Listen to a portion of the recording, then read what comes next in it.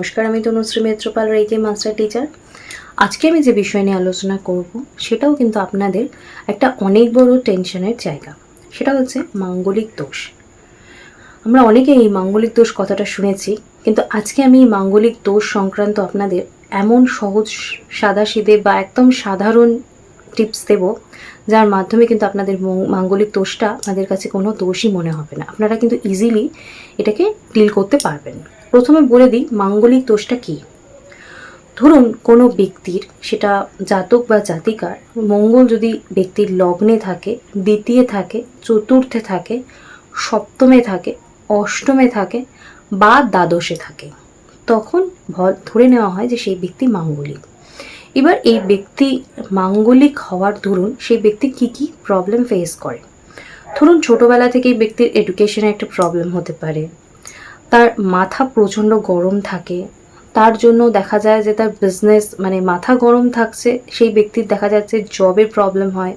এডুকেশনের প্রবলেমের সাথে সাথে জবের প্রবলেম হচ্ছে। সে যদি বিজনেস বা অন্য কোনো প্রফেশনে থাকে সেখানে তার একটা প্রবলেম হচ্ছে। ব্যক্তির বিয়ে কিন্তু হতে চায় না, ব্যক্তির দেখা যায় অনেক বয়স হয়ে যাচ্ছে, বিয়ে হতে চায় না। আদারওয়াইজ দেখা যায় খুব আর্লি ম্যারেজ হয়।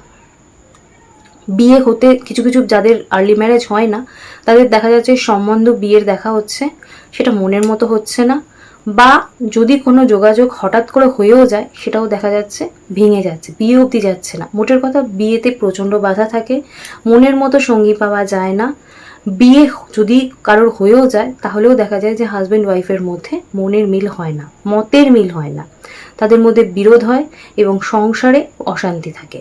এই সংসারে অশান্তি থেকে কিন্তু ডিভোর্সও হতে পারে মাঙ্গলিক দোষের জন্য।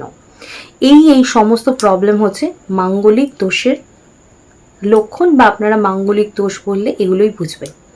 এবার এই মাঙ্গলিক দোষ এটা, কিন্তু মাঙ্গলিক দোষের তো নিরাময় করতে হবে। সেই নিরাময়ের উপায়গুলো কিন্তু আমি অবশ্য করি আপনাদের কাছে সুন্দরভাবে, সহজ সরলভাবে প্রেজেন্ট করব। কিন্তু তার আগে আমি আপনাদেরকে রোজের মতো মনে করিয়ে দেবো যে প্লিজ আমাকে সাপোর্ট করবেন। আমার ভিডিও যদি আপনাদের ভালো লাগে, হেল্পফুল লাগে, তাহলে প্লিজ আমার চ্যানেলটা সাবস্ক্রাইব করে আমার ভিডিও একটা লাইক করে কমেন্টস করবেন যে আপনাদের কেমন লাগছে।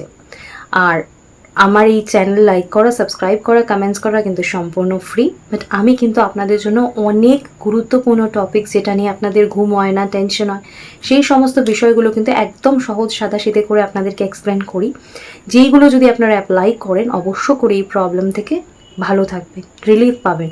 তার কারণ আমার উদ্দেশ্য আপনাদেরকে ভয় দেখানো নয়, আমার উদ্দেশ্য আপনাদেরকে ভালো রাখা। আর যেটা এক্স্যাক্ট সেটাই কিন্তু আমি আপনাদেরকে বলি। তাই অবশ্য করেই আমার পাশে থাকবেন, আমাকে সাপোর্ট করবেন।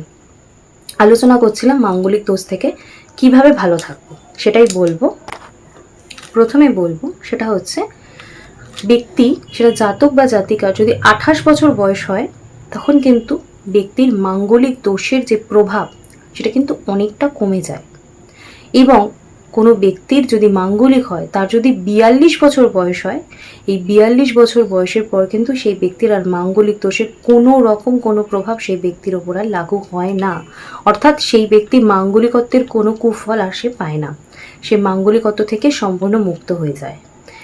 এটা আপনাদেরকে কেন বলে রাখলাম, কারণ বিয়ের ক্ষেত্রে যদি আপনারা 28 বছর বয়সটাকে মেনটেন করেন, যে প্রথম টিপস আমি আপনাদের একটাই দেব, যে আপনারা যদি মেয়ে বা ছেলে যেই হোক, ছেলেদের তো জেনারেলি আর্লি ম্যারেজ এত হয় না, 28-এর পরে বিয়ে হয়, কিন্তু মেয়েদের অনেক আর্লি ম্যারেজ হয়।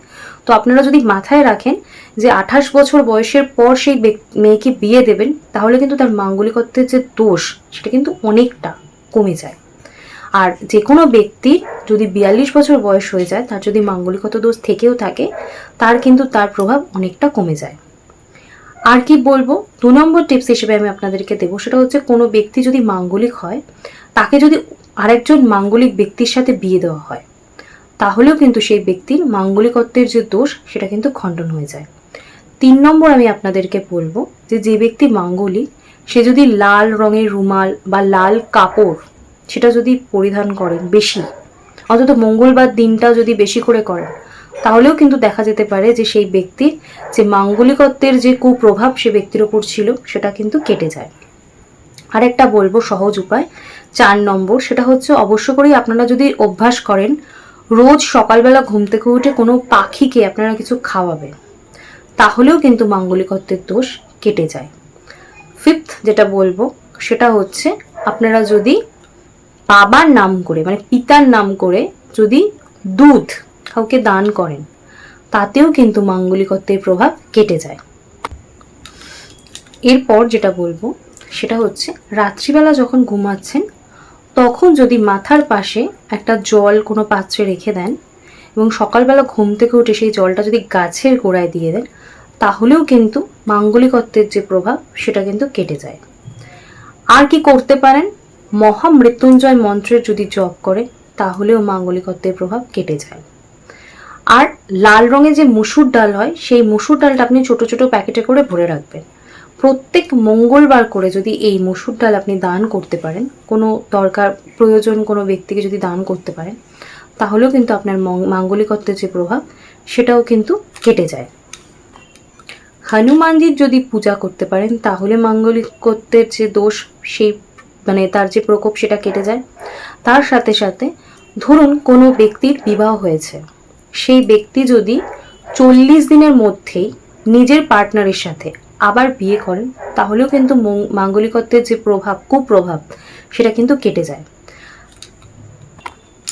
হনুমানজির যে ডান পায়ের যে সিঁদুর, সেই সিঁদুর যদি আপনি কালেক্ট করতে পারেন, সেই সিঁদুর যদি যে মাঙ্গলিক ব্যক্তি যদি কপালে বা 2 কাঁধে পরেন আর এটা যদি উনি কন্টিনিউ করেন, তাহলেও কিন্তু মাঙ্গলিকত্বের প্রভাব কেটে যায়। এই টিপসগুলো অ্যাপ্লাই করুন। দেখুন, এগুলোকে ছোট ছোট টিপস মনে হতে পারে, কিন্তু কোনো প্রবলেমকেই এরকমভাবে নেবেন না যে আপনার লাইফটা পুরো ফিনিশড হয়ে গেল। জীবনে কোনো প্রবলেমই সলিউশনের উপরে হতে পারে না। ভগবান যদি কোনো প্রবলেম সৃষ্টি করে থাকেন বা বলে থাকেন এটা প্রবলেম, অবশ্য করেই তার সলিউশনের কথা ভেবে তবেই প্রবলেম সৃষ্টি করেছেন, এটা অবশ্য করেই মাথায় রাখতে হবে। তার আগে একটাই কথা বলবো, সলিউশনগুলো করুন, কিন্তু আপনি মাঙ্গলিক শুনে যেন আপনার মাথায় বাজ না পড়ে, এতটা ভেঙে পড়ার মতো কিছু হয়নি। এই সহজ সরল টিপসগুলো অ্যাপ্লাই করে দেখুন আপনাদের লাইফ কত স্মুথ হয়ে যায়।